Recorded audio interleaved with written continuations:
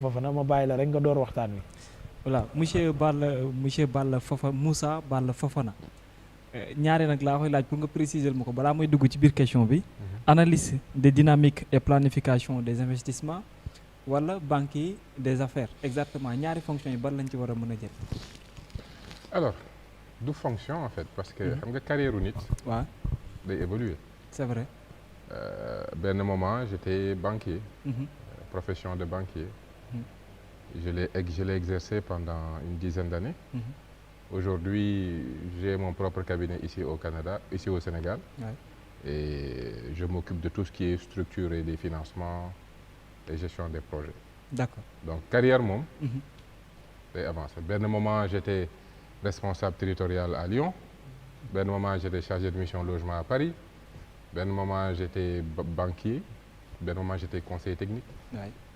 Donc awma chance comme yéen journalistes yi nga xam ne ngeen nekk journaliste rek tranquille quoi ñun moom j'ai eu benn carrière boo xam ne c'est sant suñu borom y a eu beaucoup de changements mais poste bu ci nekk enrichissement la woon. alors août 2020 su ma juumul ci nga ñëw bokk ci parti bi ñu woowee PASTEF nga ñëw yaa ngi bokk ci cabinet bu Ousmane Sonko. bi ngay ñëw lan moo nekkoon motivation bi nga ñëwee lan nga installé ak bu doon def évaluation fi ñu toll nii ci ban xayma nga koy jokk. Alors c'est vrai août 2020 li ma andi c'est vraiment d'abord observer PASTEF pendant une longue période di xool organisation ak fonctionnement parti. Ensuite des relations que j'avais avec Ousmane. Parce qu'on se connaissait je pense depuis 2015 on s'écrivait beaucoup des fois ñuy waxtaan. Def na sax ay émissions yoo xam ne man lañ invité woon pour ma koy poser question. Yàlla def aussi élection municipale biñ ci jubee ñuy waxtaan benn jour au téléphone mu woo ma ñu discuter idée bind livre mu proposé ma ne ma mais est-ce que duñu ànd def téere sur décentralisation Sénégal wax vision bi ñu ci am parce que on voit les choses de la même manière fait que on discutait pendant 1 heure. D'accord. Ma ne ko d'accord et c'est là que je me suis dit tiens kii il est différent parce que bu ma mënoon na wax comme yeneen homme politique yi souvent bindal livre bindal ma def ci sama tur mais def na ma kaay ñu co-écrire benn livre. D'accord. Ah j'ai vu que ne non seulement les textes PASTEF dañ ma rassurer mais l'homme que je connais avec qui je discute depuis un moment nit la ku fonk xam-xam. nit ku nangul nit ki xam-xamam la justement il n'est pas suffisant lu mu xamul day xam ne xamu ko lu mu war a yem ci loolu la war a yem il apprend très vite et njiit loolu lañ koy doyee njiit dafa war a am courage wu diriger des hommes ak assumer des positions mais aussi avoir de l'écoute ba noppi kenn ku nekk mu xam ne kii lii mooy apport am ñu mën a ànd liggéey parce que mbir mi ànd liggéey donc la et j'ai compris que je pouvais vraiment travailler avec cet homme et c'est comme ça que je lui ai dit ma ne ko bon j'avais décidé de créer son propre parti moo doon sama bët j'avais décidé de créer son propre formation politique d'accord avancé woon naa sax ba créer slogan beeg non yeeg yëpp mais je lui ai dit. waaw donc xam-xam du pexe moo nekkoon slogan bi. non leneen la loolu ma ko ma ne ko je prends la décision dinaa la jàppale je vais entrer dans PASTEF. et may fàttaliku li ma wax daf na ma généralement su ma nit waxee damay ñëw jàppale la bugguma baat boobu parce que man du man ngay jàppale da ngay ñëw ci parti bi pour apporter sa contribution mu ne ma mais yow soo ma ne da ngay ñëw jàppale ma xam naa ne tu seras vraiment d'une utilité loolu la ma tontu donc. noonu lañu àndee di liggéey mu jël ma aussi def ma dans son cabinet bi may fal laaju ma sax sama avis damaa xëy suba teel la gis décret yi ñu ne nomination yi ñu ne Moussa Balla Fofana dénk naa la léegi bi muy marque de confiance. lan la dénk ci cabinet bi. coordination du programme présidentiel législatif et municipal. D'accord. cabinet bi comment ça fonctionne. lu muy ak cabinet bi lan la exactement. non cabinet bi mooy xam nga un homme d'état le cabinet d'un homme d'état mooy fi nga xam ne fa lay concocter. fa lay defee ay réflexion am fa lay analyser yenn yi lépp lu mu war a dugg ñooñu ñoo koy dimbali ci xóotal bi analyse bi production bi préparation bi on est là pour l'accompagner ñun loolu mooy le cabinet d'un homme d'État loolu mooy jëriñ bi. ñan ñoo composé cabinet bi. non il y en a beaucoup on est ay yan genre profil je veux dire. profil yi essentiellement c'est des gens qui ont quand même une certaine compétence ci li ñuy def mën ko am confiance am bien évidemment souvent am na membre cabinet yoo xam ne dañu jox ay mission ak ay projets yu am solo comme par exemple nemmeeku tour bi Fadilou Keïta par exemple moom lañ jox moom moo doon organiser nemmeeku tour bi. Oui, effectivement. Dans le cabinet on est 4 coordonnateurs de programme présidentiel Amadou Ba, Djibril Sonko, man ak Lansana Gagny Sakho on est les 4 coordonnateurs des programmes présidentiels législatifs et municipaux. D'accord. Il y a d'autres kenn ku ci nekk am na lu ñu la joxoon donc tout ce que le président du parti gérait à son niveau mu nekk des projets, des axes et des enjeux importants il confiait cela à ses hommes. D'accord. Voilà c'est ça loolu mooy njëriñu cabinet bi. consultation yi ni muy demee ci moom su bëggee wax ci benn mbir par exemple boo xam ne ni yow sa domaine de compétence la par rapport ak lii nga xam ne nii moom la la dénk ci cabinet bi comment vous travaillez? Non, Ousmane nag c'est quelqu'un qui est très accessible donc mais aussi boo nekkee cabinet d'un ministre ou d'un président da nga war a aussi nekk dans la proactivité. du da nga war a xaar rek ñu wax la nga def. D'accord. Tu suis l'actualité nga gis benn enjeu bu am solo. Oui. Nga travailler ci tout de suite valider jox ko wala moom mu jékki-jékki xelam dem ci benn affaire mu ne la tel sujet de tel enjeu. lii laa ci xalaat lii ñu commencé ci xool. D'accord. Donc c'est dynamique cabinet moom c'est dynamique nekkul loo xam ne non il faut que tu sois vraiment focus sur l'actualité politique focus ci sa domaine di ko xool moom ni muy évoluer ak lan la war a soxla noonu ngay boo nekkee proche boo nekkee membre du cabinet loolu mooy vraiment fonctionnement bi nga war a am. Et puis man c'est pas la première fois parce que j'étais aussi dans le cabinet de Cheikh Bamba Dièye quand j'étais conseiller technique te noonu ngay accompagner un ministre wala un président. Oui. C'est que doo toog rek nekk koo xam ne dañ lay actionner nga bouger non yow foog nga xam ne da nga war a prévoir réactif.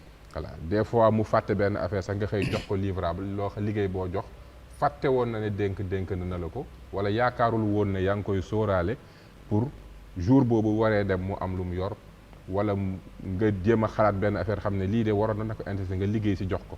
D'accord. Et foofu nag lay téye nit ñi nga xam ne ñu ngi koy liggéeyal dëgg-dëgg. bi mu nekkee kaso noonu lañ doon liggéey. Non loolu moom mënuma cee sori. mais daal cabinet noonu lay fonctionner. léegi ñenn ñi wax ne du nit koo xam ne dafay dégloo yenn saa yi rek day tëb jël yenn décisions yi surtout jamonoy live yi day jékki-jékki rek dem ci page Facebook bi commencé live te du ko waxtaanee ak ñi ko wër lan nga ciy tontu loolu wala yan leeral nga ciy indi. Non loolu c'est des rumeurs loolu moom il n'est pas comme ça nit ku am ay convictions la nag c'est-à-dire que un leader mooy koo xam ne da nga am vision c'est-à-dire que am nga gis-gis. Voilà am nga loo bëgg am nga aussi loo xam. Sénégalais yi xam nooy gisee li nga bëgg ak li nga xam ak li nga fas yéene donc doo koo xam ne dañ lay wax li nga war a def aussi. Un leader c'est ça un leader. Mais n'empêche il doit vous consulter pour certaines Justement. choses. Mais maintenant il a compris et il fait partie des gens man bokk na ci tax man nangu ànd ak moom il a compris que xamut lépp mënut lépp et c'est pour ça qu'il a mis en place son cabinet kenn forcé wu ko. moom moo xëy une trentaine de personnes d'hommes et de femmes yoo xamante ne ni kenn ku ci nekk en fonction de ce profil mu am lu mu la dénk parce que xam na ni lii mooy samay priorité mënumaa nekk homme 12 métiers j'ai ces gens-là et c'est des gens qui l'écoutent. D'accord. Est-ce que mos na arrivé ci biir cabinet boobu yéen ñëpp ngeen toog ensemble ak Ousmane Sonko pour discuter sur certains points. Oui les cabinets il y a tout le temps des réunions de cabinet. Lan moo la ci gën a nekk lu la ci remarqué bu dee am na plusieurs fois. Non c'est vraiment comme ni mu mel ci plateau de kii saboter nit ñi ak tooñ kii ak il est comme ça. Il est taquin. Voilà taquin il détend l'atmosphère les gens ku nekk da ngay wax li nga xalaat les réunions nag sont très structurées parce que il n'a jamais assez de temps on n'a jamais assez de temps pour faire tout ce qu'on a à faire. Mais c'est comme ça noonu la ñuy liggéeyee c'est rythmé. Mais nekkul genre tyran yooyu wala de tribans yi nga xam ne bu ñu ñëwee toog kenn du sëqat non c'est pas vraiment ça du tout au contraire. on aborde tous les sujets yéen cabinet bi travail ngeen ci jënd bu mujj. non bii moom c'était spécial moo tax ma ne la contexte prison bi li ma lay wax nii c'est dans le cadre normal. des choses laale kon demam kasoom. bi muy nekk kaso dem et kaso tout bi c'était loolu c'était ñun contexte bi ñu nekkoon Pastef li mu dund at mi c'est quasiment c'est de la clandestinité ñun dañu dissoudre après la dissolution dañu dissoudre waaw amuñu woon droit réunion. oui c'est vrai. man mës naa convoqué réunion Diourbel ñu avertir ma ne ma bu ngeen di daje gars yi leen jàpp dañu ko tas c'était quasiment de la clandestinité donc amul benn structure bu fonctionner ni mu war a fonctionner durant cette période là. n'empêche les projets et planning yi mu amoon di continuer di dem. mais moment boobu noonu naka lañ ko daan coordonner est-ce que am na ñu daan jël ay responsabilités. proprement di accentuer certaines choses wala di joxe wala naka la daan defee exactement. non xam nga et c'est ça l'avantage quand boo amee structure bu organisée. d'accord voilà le directeur de cabinet il sait que son rôle de directeur de cabinet. man je connais mes rôles ñi nga xam ne ñun programme bi mooy suñu wàll. Birame Souleye xam na son rôle am président yeeg secrétaire yeeg kenn ku ci nekk xam nga sa rôle. te aussi bu la soxlaa nga war a jot benn information di nga ko jot parce que am na quand même ñu muy recevoir am na ñu mu mën a woo donc képp koo xamante ne rek war na la mën a jox benn information bu importante di nga ko jot. maintenant il faut comprendre que contexte bi ñu doon dund contexte la bu nga xam ne plus il retenait les informations plus il faisait attention plus il permettait de sauver le projet parce que benn moment ñun li ñu doon dund depuis dissolution bi mooy nan la ñuy def ba élection yi ñu am nu mu bon benn candidat ñun ci loolu rek lañ doon dox n'importe qui. non pas n'importe qui mais il fallait que ñu bàyyi ko mu tànn mu teg stratégie te il fallait qu'on accepte que mënatuñu am fonctionnement bu normal parce que dañu nekk ci cadre bu inédit ak bu illégal. bu illégal donc yooyu yëpp moo tax et c'est pour ça que vraiment je tiens à féliciter les cadres et les responsables parce que ils ont compris que ne contexte bi ñu doon dund jafe woon na benn jafe boo xam ne il fallait qu'à un moment donné que ñu wóolu ko ñu bëri toog nañ moment yu yàgg déggante wuñu ak moom mais changé wul dara seen fonctionnement seen xëy di def li ñu war a def dellu seen kër di ko déglu te wax na ko nee na nit boo ko jiitalee da nga koy wóolu waaw doo ko ñàkk gis rek yaakaar ne dafa soppeeku te maa ngi sant yàlla parce que loolu daanaka dalul kenn ci kàngamu Pastef fi ñun ñëpp dañoo ànd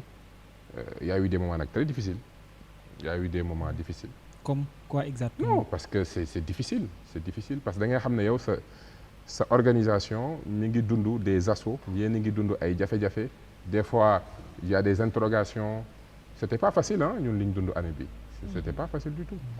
am na fu la fooy waxee léegi ci wóolu ko doyloo ko mu tànn kenn Babacar nga ne la n'importe qui nga ne non pas n'importe qui man sama laaj ci foofu moom mooy pourquoi Bassirou pas yow pas El Malick pas keneen. pourquoi Bassirou waroon na jëlee fiche xaw ma lu tax jëlee. te moom aussi il paraît.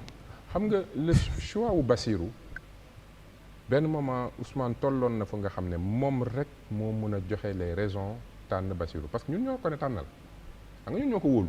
comme ni Macky def ak comme ni gars yi def ak Macky noonu ngeen ko def. non bokkul Macky avait la liberté Benno Bokk Yaakaar avait la liberté d'organiser des primaires. ku bëgg a nekk candidat taxaw ne je veux être candidat. parce que parti bi mu coalition bi mu doon exister parce que ñu ngi en toute légalité am nañ ay procédures. tout à fait c'est vrai. mais ñun dañu nekkoon ci contexte bu nga xam ne on était voilà ñun li ñu doon dund kenn xamul lu mu doon. maintenant pourquoi Bassirou lim la ci wax rek laa la ci mën a wax parce que moom moo doon tànn donc tànn na ki nga xam ne moom la gën a xam yàgg na ak moom te jël na suffisamment de temps pour xelam dal ci moom. te li am importance c'est pas Bassirou en tant que tel li am importance mooy Ousmane mi nga xam ne mi ngi fi woon depuis le début mi ngi nekk au sommet de l'organisation yàlla dimbale ko mu am niveau d'information bu kenn amut bu ñu tollee ci yenn difficultés yi il faut que ñu nangul ko ne moom la ñu mën a ne ko waaw kon boog comme président de la République temps de guerre ñu voté article boo xam ne da koy permettre mu dajale pouvoir yëpp mën a agir rapidement daanaka Pastef noonu la fonctionner dañu nekkoon temps bu nga xam ne on était acculé de partout ñun ñëpp ñu comprendre ko sans pour autant que ñu xam ko ñu ne ñu comprendre moment bi